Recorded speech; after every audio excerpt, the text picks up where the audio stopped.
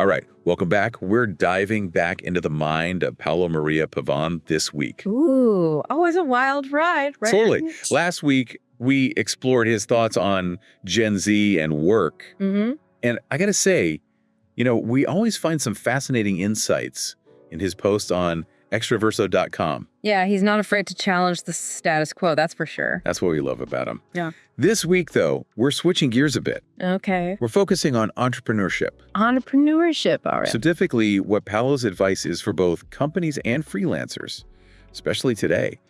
Things are changing so fast. It's a whole new landscape out there. It really is. Yeah. And he doesn't hold back, I'll tell you. Oh, no, he does not. Get ready for some serious truth bombs. Love it. Because Paolo he's really challenging a lot of the conventional wisdom about, what it takes to actually build a successful career in today's world. I like paring down those old school ideas. Yeah, absolutely. So one of the things that really jumped out at me this week was this thing he calls the Freelancer Fallacy. Okay, the Freelancer Fallacy. And it's almost like, have you ever seen those toys where it's like a square block, and you got to fit it in the round hole? Yeah.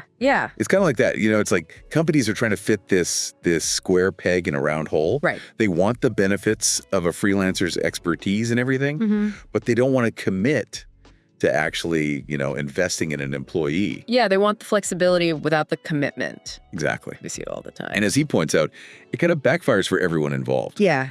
It really does. It does. Freelancers get burned out. Oh, yeah. Overworked. Big time. Taking on all these tasks that, really weren't what they were hired for. That scope creep is real. It really is. Yeah. And then companies, they end up missing out on the real value that freelancers bring. That fresh perspective. Absolutely. Specialized skills. Yeah. They can really innovate.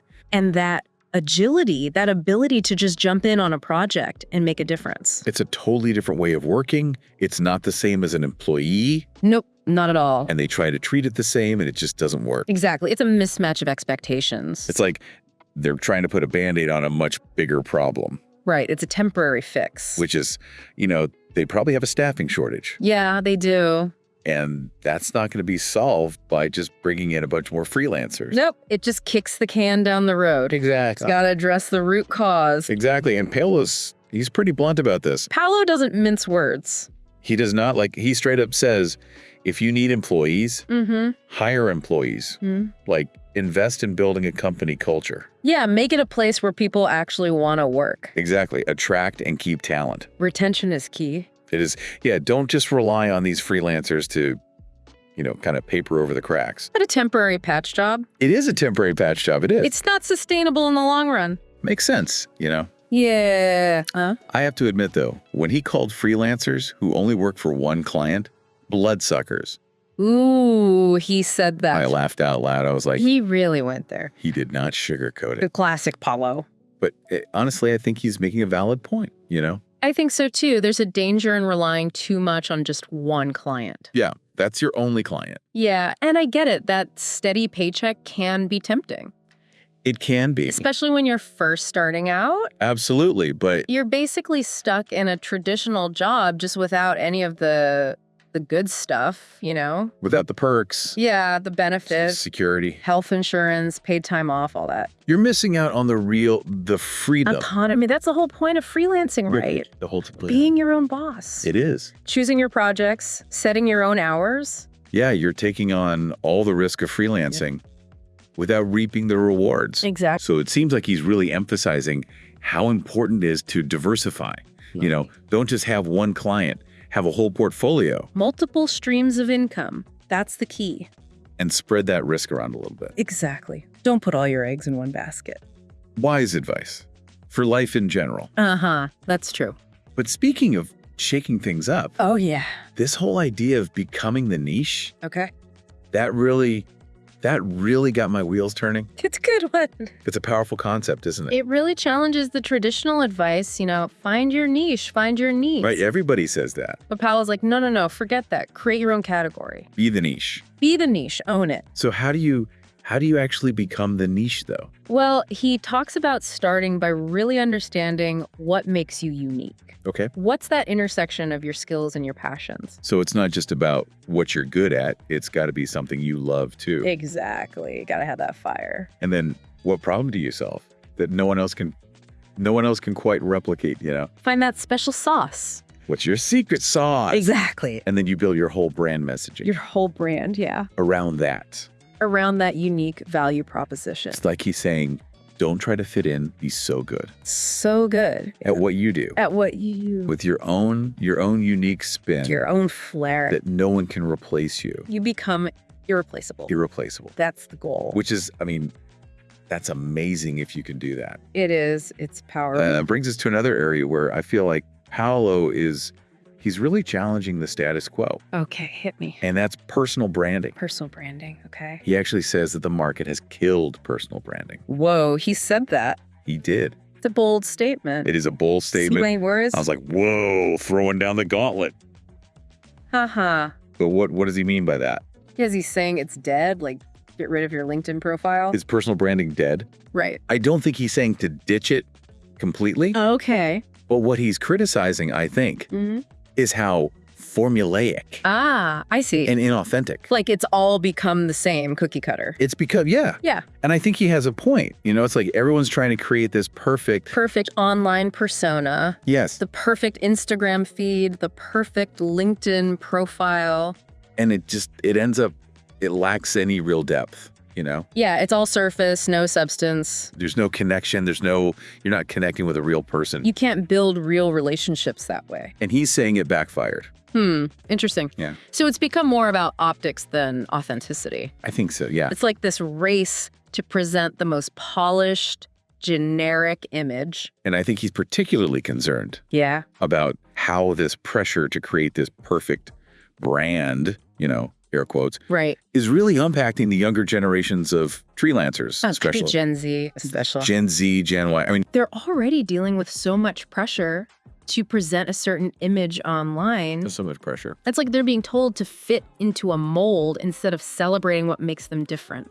Exactly. And he's saying, break free from that. Break the mold. Be real. Be yourself. Let your freak flag fly. Let your unique personality shine through. Because that's what's going to make you stand out. It is. In this crowded marketplace, you got to be different. You do. You got to be memorable. And at the end of the day, people connect with authenticity. They do. They can sense it. They can smell it a mile away. It's magnetic. It really is. You know, it's interesting to think about how all of this need for authenticity ties into the bigger picture of company culture, you know? Yeah, right. Paolo talks a lot about how companies need to evolve to attract and keep top talent, especially from Gen Z. Right, right. He's not just talking about like, you know, the trendy perks or the flexible work arrangements. Yeah. Although those are important too. Of course, they're part of it. But he's talking about like a fundamental shift in how companies approach like work itself. The whole philosophy of work. And leadership. Yeah, leadership too, for sure. Exactly. Remember that 3D space analogy he uses? Oh, yeah. To explain the generational differences? I love that analogy. Yeah, it's a good one. And it makes it so clear. So clear. So like Gen X is the foundation. The foundation, the X-axis. The X-axis, okay. Gen Y, they brought that creative horizontal spread. Ah, the Y-axis. The Y-axis. Okay, I'm following. And then Gen Z comes along, and they bring the depth. Depth, oh, the Z-axis. The Z-axis. Got it. Okay, so they're not just playing the game. Yep. They're asking, like, why are we playing this game at all? They're questioning everything. Everything. Capitalism, work-life balance, the environment. They're not afraid to, like, challenge the status quo. Nope. They're not afraid to rock the boat. And that's what makes them so valuable to companies. Absolutely. But only if those companies are ready to listen.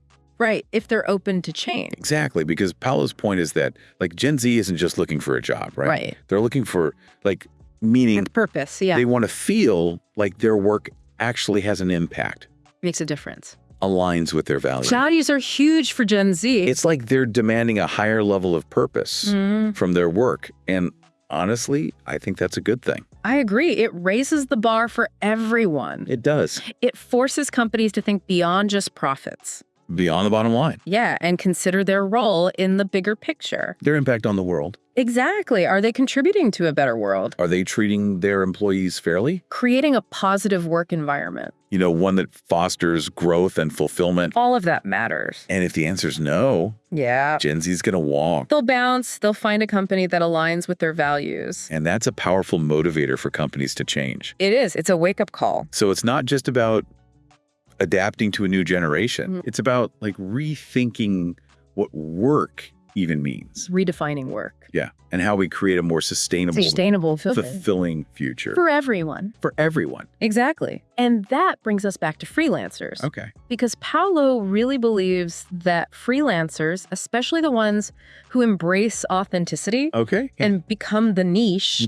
Yeah. They're actually in a prime position to thrive in this new world of work. Well, interesting, because they're already operating outside of like the traditional structures. Exactly. They're already pioneers in a way. They've had to define their own values, build their own brands. Create their own opportunities. They're more adaptable, more entrepreneurial. More agile, more resilient. More focused on building like those meaningful relationships. Authentic connections. With their clients. It's like they're already living the future of work. Wow. They're paving the way for this more independent, purpose-driven way of working. And Paolo's advice is for companies to take note. Take notes, yeah. Instead of trying to force these freelancers into, you know, an employee mold. Yeah. Learn from them. Learn from them, exactly. See them as partners, collaborators, innovators. Tap into their unique skills and perspectives. It's about building a more flexible, more dynamic, ultimately more human-centered. Human-centered, I love work environment. Exactly. And that brings us to another crucial aspect of navigating this new world of work. Okay. Emotional intelligence. Emotional intelligence, okay. Paolo talks about this a lot. He does. And I think it's particularly relevant for freelancers and entrepreneurs. Oh, interesting. Why is that? Well, because they're often working independently, right? Without like the support structures of a traditional company. Exactly. They have to be more self-aware. Okay. More in tune with their own emotions. And more skilled at managing relationships. Managing relationships with clients. With clients, collaborators, everyone they work with. So it's not just about being good at what you do. It's about being good at working with people. People skills are essential. Understanding their needs, navigating conflict. Building trust. Building trust, yeah. And that's especially important in a world where, like, remote work, yeah. Digital communication are becoming the norm. It's the new normal. It's like you need to develop an even higher level of emotional intelligence when you're not, you know, face to face. Right. You don't have those nonverbal cues. You don't. Body language, facial expressions, all that. You have to be more intentional. Yeah. About building those connections, communicating effectively. You got to really pay attention to the nuances of communication, the tone of an email. The timing of a response. Oh, yeah. Timing is huge. The way you frame a request. All these things become more significant when you're not face to face. Exactly. So it's not just a soft skill. It's a crucial business skill. Especially for freelancers and entrepreneurs. Building their own brands, building their own reputation. And reputation is everything. And it's a skill that can be developed. Absolutely. That's the good news. It is good news. Practicing talks about actively practicing emotional intelligence. Practicing. Yeah, both in your personal and professional life. Okay, so how do you practice that? Well, he says, pay attention to your own emotions. Be self-aware. Self-awareness, yeah. Observe how others respond to you. Okay. Seek feedback. And consciously work to improve your communication skills. It's a constant process. It is. It's a journey, not a destination. It's not something you're either born with or you're not. Right. Anyone can develop these skills. Which is good news for all of us. It is. Because it seems like emotional intelligence is only going to become more valuable. More and more valuable. In the future of work. Absolutely. It's a key ingredient in building a successful and fulfilling career. So we've talked about the freelancer fallacy, the importance of becoming the niche, rethinking personal branding, developing emotional intelligence. Hitting all the big points. But Paolo also dives into how all of these shifts are impacting leadership. Oh, yeah. And this is where things get really interesting. Leadership in the age of disruption. It is. It is. And it's not just about leading companies. No. It's about leadership in a broader sense. It's about leading ourselves. Yeah. Leading our families, our communities. How are we influencing others? Yeah, what does it even mean to be a leader? In this crazy, rapidly changing world. It's a whole new ballgame. So, okay, we've kind of established, the old playbook for leadership. It's not really cutting it anymore. Right. Gotta have that out the window. But what does the new playbook even look like? Right. What are the rules now? Yeah. What kind of leaders are going to thrive in this new world? Yeah. This world that Paolo keeps talking about. That Paolo's describing. Exactly. Yeah. Well, he believes authenticity is key. Okay. Authenticity. Big time. People, especially Gen Z, they can spot a phony a mile away. Oh, yeah. Like instantly. They've got a sixth sense for it. They do. It's like a superpower. So they don't just want a leader who's, charismatic or has a vision. They want someone who's real, who's genuine. Who walks the talk. Walk the talk, exactly. Not just talk the talk. Actions speak louder than words. And it's about being vulnerable. Vulnerable, yeah. Admitting when you mess up. Being open to feedback. Showing a willingness to, learn and grow. Along with your team, not just above them. Yeah, not just I'm the leader, I know everything. Exactly. That's such a huge shift. It is. From that traditional image, Yeah. The all-knowing, infallible leader. The one on the pedestal. It's a healthy shift, I think. I agree. It makes leadership more human. It does. More relatable. More human-centered. Yeah, based on trust and respect, mutual understanding. And this is where emotional intelligence comes in again, right? Absolutely. It's huge. Paolo talks about how crucial it is for leaders to be able to, understand and respond to the emotional needs of their team. Yeah, it's not just about giving orders and expecting them to be followed blindly. It's about understanding. Empathy. That people have feelings. People have feelings, and those feelings matter. He sees it as a foundational skill. It's not optional anymore. For the leaders of the future. Leaders of the future, yep. It's about being able to read people, understand their motivations. Creating that environment where everyone feels safe. Safe? Yeah. Respected. To do their best work. To bring their A game. So it's about creating that sense of belonging.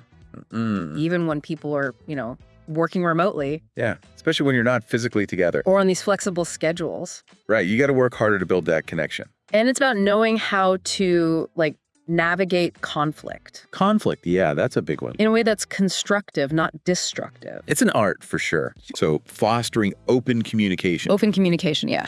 Encouraging healthy debate. Debate, yes. Get those different perspectives out there. And then finding solutions that actually work. For everyone. Win-win. For everyone, yeah. So it's not just about being a good manager. It's about being a good human. Being a good human. I love that. Me too. It's simple but powerful. And that really captures Paolo's message, I think. Yeah, it's at the heart of it. He's challenging us to move beyond just the transactional. The purely business side of things. Yeah, and embrace the human element. The human element, exactly. The leadership. It's about building those authentic connections. Inspiring others.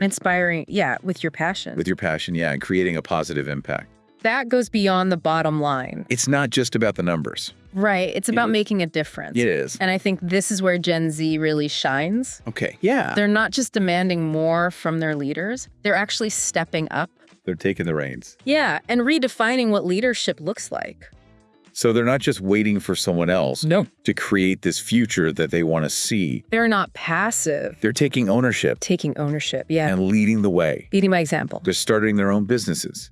They're advocating for social justice. Speaking up for what they believe in. They're demanding transparency from institutions. They're not afraid to challenge the status quo. And create something new. Create something better. That's powerful stuff. It is. It's inspiring. And it's something that we can all learn from, I think. Absolutely, no matter what generation you're from. Paolo's insights remind us that leadership isn't about a title. Nope. Or a position. It's not about hierarchy. It's how we show up.